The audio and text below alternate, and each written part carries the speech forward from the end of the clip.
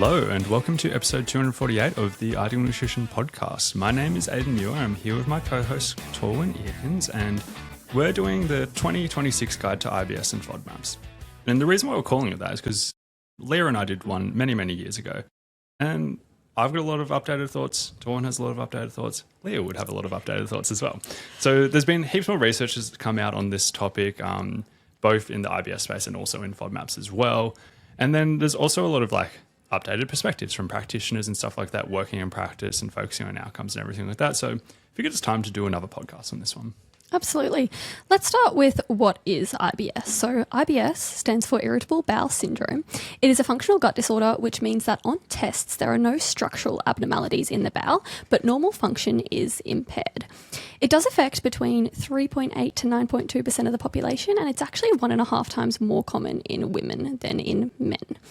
So it's characterised by symptoms like bloating, lower abdominal pain, abdominal distension, excessive flatulence, and then also altered bowel habits, both constipation, diarrhea, or mixed. The ways that it's diagnosed is it's diagnosed mainly based on symptom criteria after other gastrointestinal diseases such as celiac disease, IBD, or any other issues have been ruled out.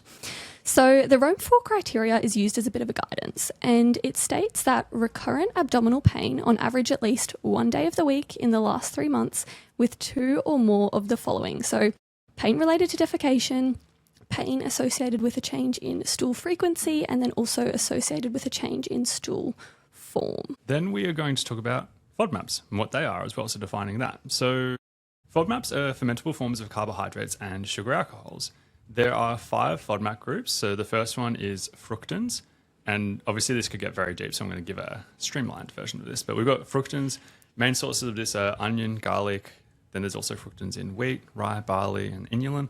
How they work is they're rapidly fermented by gut bacteria. So the fermentation here is relevant. We have galacto-oligosaccharides, or GOs is how I'd call them. So sources are like legumes, chickpeas, soy milk, cashews. These tend to be universally malabsorbed to a certain degree and can cause gas and bloating. So this is relevant for everybody. It's not just an intolerance, although obviously you can get better at tolerating them as well. We've got lactose, which is in the disaccharides. It's the FODMAPs is an acronym, so disaccharides there. So pretty self-explanatory, but we have milk there, then yogurt, ice cream, soft cheeses in particular. Hard cheeses tend to be low lactose. These can draw water into the gut. It has a bit of an osmotic effect, which can contribute to some of these symptoms. We have fructose, but the no rhyme or reason thing that makes it hard to just naturally tell which ones are high fructose is that it only triggers symptoms when fructose is in excess of glucose. So it's about the ratio and if somebody has any kind of malabsorption there as well. So sources you would often think of as fruit, sugar, but the ones that kind of tick this box in terms of being in excess, you've got honey, apples, mangoes, pears, high fructose corn syrup. There's a lot more in that list as well, just like there is of all of these. And then we've got polyols, so sugar alcohols. So we've got sorbitol, mannitol. These can be found by themselves, or they can also be found in peaches, blackberries, mushrooms, cauliflower. These are slowly absorbed and they can act as laxatives. So if you wanted a more comprehensive food list, the one I would often recommend is the Monash FODMAP app. That is paid. If you wanted a free version, the Ideal Nutrition website has a complete guide. I often do promote the Monash FODMAP app to people who do have IBS and want to use this just because it's very user-friendly and it's way more comprehensive. And it's also regularly updated, whereas the Ideal Nutrition one, I think we would have written years ago. And I've thought about, do we update it? The amount of work that would go into that is just more than I'm personally willing to commit at this stage. And the Monash FODMAP app is actually just a once-off payment as well, if that puts you more into a line. Before we chat about what the low FODMAP diet is, I think it's important to jump back and say the cause for IBS is often super multifactorial, whether it's visceral hypersensitivity, altered gut motility, an enhanced gut-brain connection, shifts in your gut microbiome, or post-infectious changes. There are so many reasons someone can have IBS. And then their IBS can be so different. So it can be IBS constipation, constipation dominant, reduced stool frequency, those sorts of things. IBS-D is a diarrhea predominant IBS, or a mixed, which is alternating between the two, or it can be completely unclassified. So the goal with managing IBS is reducing the symptoms that the person experiences. Should we chat about how we can do the low FODMAP diet effectively then? Absolutely. So I'm going to start off with 2 versions. So the one that I'll try and breeze through a little bit is the traditional low FODMAP diet. This definitely would have been what we would have spoken about last time. And You've got the elimination phase where you go fully low FODMAP. It's called the low FODMAP diet, not the no FODMAP diet, so you can still have these in small amounts. Elimination phase, this could last 2 to 4 weeks. Then you do a reintroduction phase where you introduce everything back one at a time, but then you do a washout phase after it, so you can get confirmation that it's just the food you've added that either does or doesn't trigger symptoms. And then there's the personalization phase at the end. Then there is simplified versions.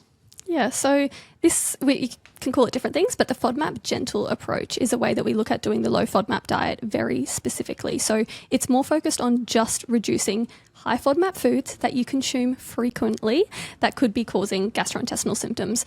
If you look at how easy it is to do the low FODMAP diet, it's not very easy. Like we said, you've got to check majority of foods that you're eating. FODMAPs are found in lots of different foods. So this is a way that actually makes it a lot easier to stick to and can be, reduce that barrier of feeling like it's a chore.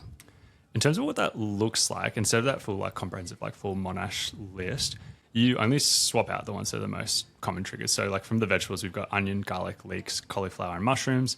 Fruits, we've got apples, pears, stone fruits and watermelon. Grains, we've just got large amounts of wheat and rye as well. Dairy, so once again lactose, and then we've got legumes as well. That's actually the list. You heard me with that one being I'm not going to go full comprehensive because it's very, very long. This is a lot more simple and easier, less restrictive, reduces mental burden and also the need to check labels as much. And it also has the very big positive of it preserves a lot more prebiotic-rich foods in the diet in general too. In the same way, it makes sense that if you get adequate symptom relief, which is the goal of that reducing the low FODMAPs, it makes sense to retrial and do a bit of a trial phase and reintroduction as well. That initial elimination is just a lot less than that full low FODMAP diet. Yeah.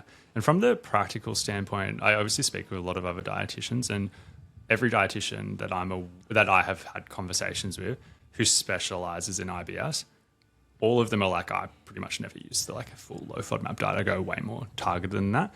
And we will talk about research and outcomes and stuff in a second, but I think it's well worth noting that the people who do this day in, day out, very rarely use the full approach. It's not to say it doesn't have its place and can never be used or anything like that, but that's what I'm often seeing. Anything before we go to research? Run through the research. Cool. I'm curious if we've got overlap on this of what we've done, but I'm going to share 3 studies that I think are pretty relevant updates on all of this. So the first one, so this is a randomized control trial that was, I'm saying why I'm mentioning it, but it was on the Monash website, December 2025. The reason why I'm saying that is because cite all my sources and everything like that. You can check a lot of the things I say, but this one's unpublished at the time of recording, but I think it's super relevant, which is what I'm talking about. They found similar improvements in symptoms between a full low FODMAP diet and a gentle one, but the gentle one had a higher completion rate. Big emphasis, similar improvements, way easier, similar improvements. One little note that I will add on that though is that only about 60% of participants had noticeable improvements. When we typically talk about the low FODMAP diet, we're often looking at a 50 to 80% success rate. I typically would say it's higher for IBS-D, so people with diarrhea, predominant IBS, than it would be with IBS-C. So I actually think that the stats look better if you just excluded certain subcategories, so on and so forth. But in this particular study, it was 60%. So although similar improvements, this is also arguably a lower than average improvement rate still. The next one I'm going to talk about is in 2025, there was a randomized control trial that compared the Mediterranean diet versus a full low FODMAP diet for people with IBS-D over 4 weeks. One thing that kind of aligns with what I've just said is they had an 81.8% success rate or big improvement in the low FODMAP group for that because it's IBS-D. 73% of people in the Mediterranean diet experienced large improvements, which is another example of FODMAPs not being the be all and end all. If we think about that again, 73% in that group had these big improvements. Go back to the other study, also from 2025, only 60% noticed improvements. So many options here. Some quick explanations. Mediterranean diet's high fiber, high diversity. It's actually relatively low FODMAP in comparison to a lot of other approaches. It's not super high in any of them, although it does contain, it's not strictly low FODMAP, obviously. And yeah, it's just another example. And then another one, I don't know if this one was on your list, but I don't want to steal your thunder, but there was a 2024 study that compared starch and sucrose-reduced diets versus low FODMAP. Did you have that on yours? Yeah, I thought so. So they found a similar 79% improvement in both groups, or around 79%. And some of that can obviously be relevant from the sucrose isomaltose type of perspective. I found it interesting and thought that would be up your alley as well, because it's it's pretty crazy that that level of improvement was found with that. Huge. And I also think I kind of want to add in a clinical thought here, because you've probably covered majority of the research that I wanted to chat about as well. But the issue often is, if there are other strategies that we can put into place that give you similar results, the issue is jumping straight to FODMAPs, which is that restrictive approach. Why are we not testing other things first, or assessing other things first, making sure that you're optimizing everything like fibre, fluid, generally a healthy diet before jumping into that? Because clearly there are other things that have great results. And there was one extra one that I did want to add in, which I think I'm going to touch on this again a little bit later on in terms of nervous system regulation. But a 2016 randomized clinical trial actually showed that in terms of doing gut-directed hypnotherapy, the results were similar to those who followed a low FODMAP diet for symptom relief. I wanted to pop that in the FODMAP section too, because it clearly shows that there are other avenues to follow that aren't just related to FODMAPs as well. Yeah. I have a little note on this, and I hope there's no one who works at Nova who's listening to this, but I'm assuming that research was like the Monash one. That one in particular, that study was promising. I've read a lot of Nova's research. I have done their practitioner course and everything like that. Something I personally, my own 2 cents is my own interpretation, I believe skews some of their other research that they've done, not that particular study, because that one is, I think that's very fairly done, is that they look at a lot of people who complete their program to a certain degree. So they do a 6-week course of gut-directed hypnotherapy, and you have to have completed a certain number of sessions to be counted in their stats at the end, which, depending on how you look at it, that's a pretty fair way of doing it, because it's like, well, what's the point if somebody only did three sessions? Like, why would you include them in the stats? That would skew the data the other way, right? But the other thought I've got is, I'm like, if you did a 6-week program for IBS and 5 weeks in you notice no improvement, would you do the 6-week? Like, if you were doing gut-directed hypnotherapy every single day. And I think that's something that I'd factor in, where if you look at the people who complete it and it hypothetically came out as like 70% improved, you're like, damn, 30% of people did that every day and they still continue doing it. Interesting. It skews the data massively. Yeah, absolutely. Yep. But that original one that was through Monash, I don't think it was done that way. I think it was actually done like as an intention to treat one. It's just everyone knew that they were part of a study. So they're like, oh, I've got to finish this. Yeah. In terms of other considerations, I think we've got a few more things to run through which aren't maybe solely FODMAP related. So let's chat about gut health, and let's start with probiotics, because this is an interesting area of research. So a lot of what I'm going to say is actually from the Monash FODMAP course. There is generally low evidence in hugely reducing IBS style symptoms. So I definitely am of the opinion that probiotics are best suited for those with more mild symptoms. I think that generally makes sense. In terms of specific strains, Bifidobacterium lactis, over a few randomized controlled trials that they included, was about 30% improvement in IBS symptoms across the board. That's pretty positive. And then other strains, things like Lactobacillus plantarum, bit more inconsistent, potentially a 50% reduction in things like stool frequency, but not much other reported benefits. So I've got a systematic review looking at 44 studies on probiotics. I'll tell you the stats and I'll tell you my interpretation. They found, and this was sometimes done alongside the low FODMAP diet, sometimes in isolation, but they found an 80.4% success rate if it was done alongside the low FODMAP diet, 71% for FODMAPs by itself, and 65% for probiotics in isolation. I kind of look at it being like, well, 65% for probiotics in isolation, that's pretty cool. But then I also go back to what you've said about how it's like, it's often like small, mild improvement. It's nothing crazy. Like, you rarely find people who are like, oh, I just took probiotics and just solved everything. And this is like, once again, just looking through research. And then in practice, I don't know if you've actually had this, but like, have you ever had anyone who's like, I just took probiotics and just every symptom went away? No. Never experienced that. I've experienced that with like the low FODMAP diet. Like, I've had people who've like fully resolved everything, right? Yep. Heaps of people in that. But it is food for thought that it's probably something that you can get benefit from. I wouldn't expect huge benefits from, and I'd probably use it alongside a lot of other things as well. That makes a lot of sense. In terms of fibre intake and ratio of fibre types, that's a really important part of overall gut health and gut symptoms. So I think it's important to address as well before maybe jumping into things like the low FODMAP diet. So ideally making sure that there is enough forms of insoluble fibre to add bulk to the stool, and then also soluble fibre, which forms a gel and helps with both constipation and diarrhea. We're going to talk about supplements later on, but I think it's important to know that generally when you do a lower FODMAP diet, you're cutting out a lot of fibre, and that's important to know. We said before, FODMAPs are sources of prebiotic fibre, which feed beneficial gut bacteria. When you go low FODMAP, it is super important to do that reintroduction for that reason, because eliminating all those foods for a long period of time is detrimental for gut health. So soluble typically does outperform insoluble. If we're going to go with like supplements, I feel like we speak about psyllium a lot, like literally the last episode. So if you listen in order, you would have heard us talk about that and the benefits from that. We often talk about for constipation. There are some mild benefits for diarrhea as well. Not magical, but if somebody had mild diarrhea, it's probably going to help a little bit. The logic is that it can form a bit of a gel that can slow down diarrhea / absorb some of the water. And obviously it's more effective for constipation. And also for bloating, like if people are experiencing bloating, it's often like caused by constipation to a certain degree, so you would want to address that too. Partially hydrolyzed guar gum is gaining traction to a degree for its higher tolerability. Like people often don't experience anything from that. It gives a bit of a prebiotic benefit without much fermentation, so that works really well. Other goals I would say is it's a good goal to like increase fiber, but typically by no more than 5 grams per week, and also to stay hydrated in the process of doing it. And sometimes like really high fiber intakes in general can sometimes cause issues too, even if it's just due to like the fermentation, for example, let alone other things. Because also if you go high fiber through food, you might indirectly also be going very high FODMAP at the same time. So that's a factor as well. Just adding that onto that as well, in terms of bowel movements and keeping things moving, especially in IBS-C, osmotic laxatives can be a really helpful tool, especially those with polyethylene glycol as the main ingredient. So that's your Osmolax or your Movicol. They have seen lots of positive outcomes for the relief of constipation, making sure you improve stool consistency and frequency, and indirectly, again, that really does often reduce bloating as a symptom as well. And obviously I'm on the same page as you, but I don't know if this is relevant for listeners. Why would a lot of people be concerned with laxatives, and why would it not matter for osmotic ones as much? This is a great question. So an osmotic laxatives help to draw extra water into the bowel, which helps to soften the stool. It isn't a stimulant laxative in the sense that it doesn't actually cause peristalsis in the bowel. So you're not going to get that lazy bowel or that long-term changes in bowel habits from taking something like an osmotic laxative. All it helps is just adding extra water into the bowel, which softens the stool. So over a long period of time, like 3 to 6 months, it's pretty safe to use. And it can be a good tool to keep the bowels regular before making enough dietary changes to keep it that way.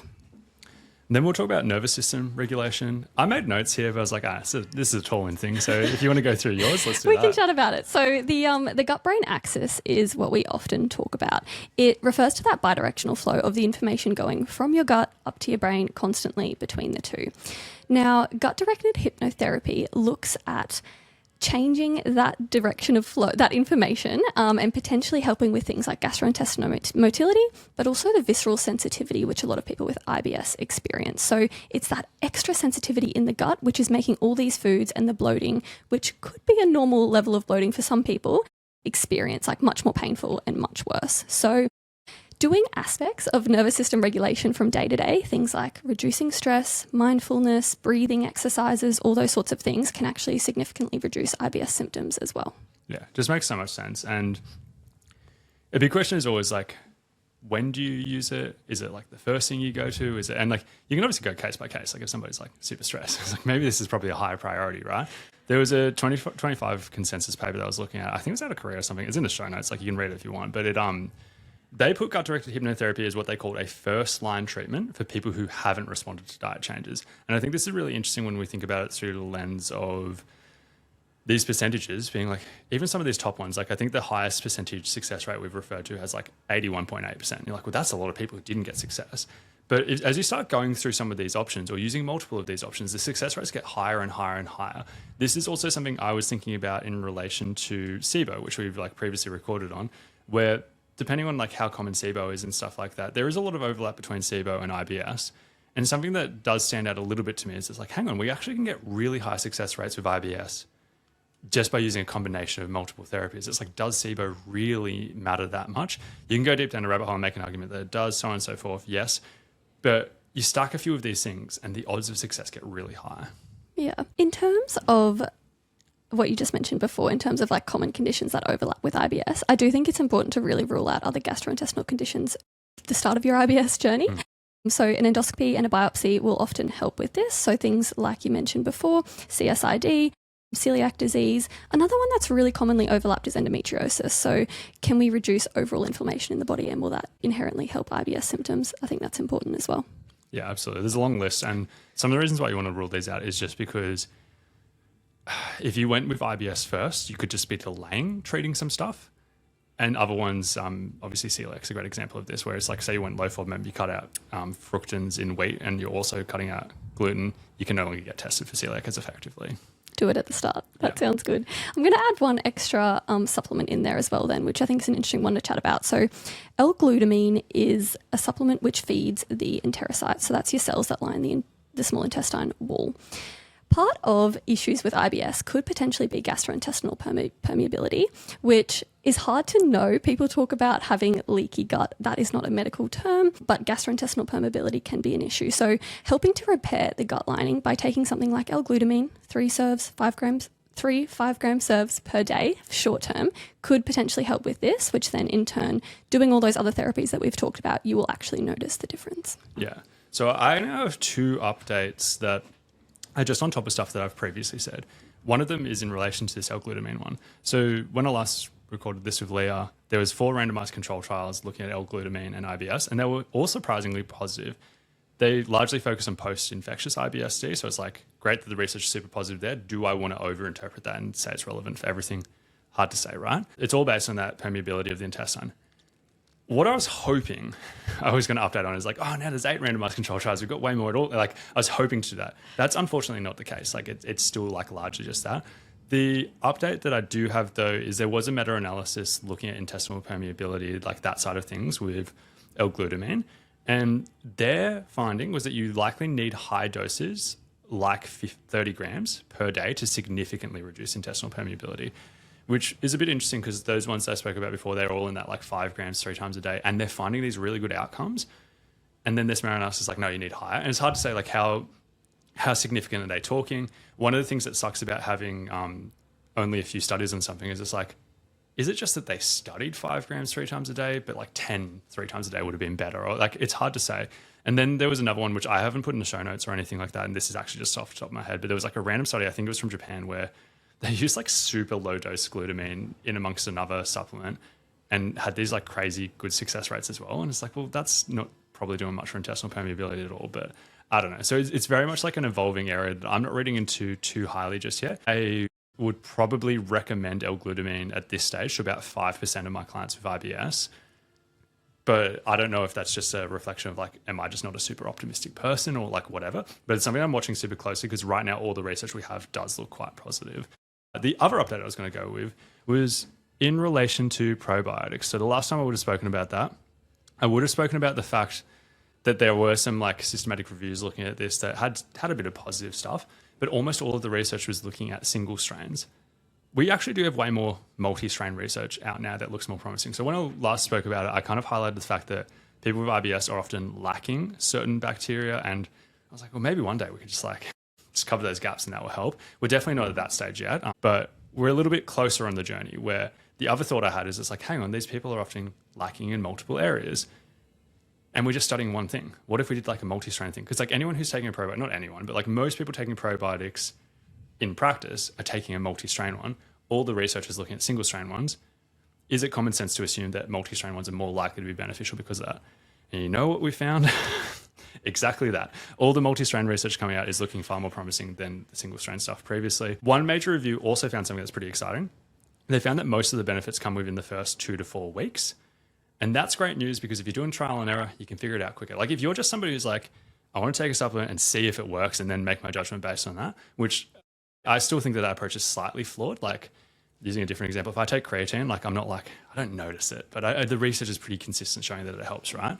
But with probiotics, if you're like, I only want to invest the money in this if it's a noticeable improvement, which is a fair enough thing to think, 2 to 4 weeks, you can just do it for 4 weeks. And if you don't notice an improvement, feel free to drop it. Fair enough. And that's way better than if you previously had an opinion that it might take longer to have the benefit as well. That makes a lot of sense. I think as with anything with the FODMAP diet, there are so many different pathways you can take, what you can address first, what you can change.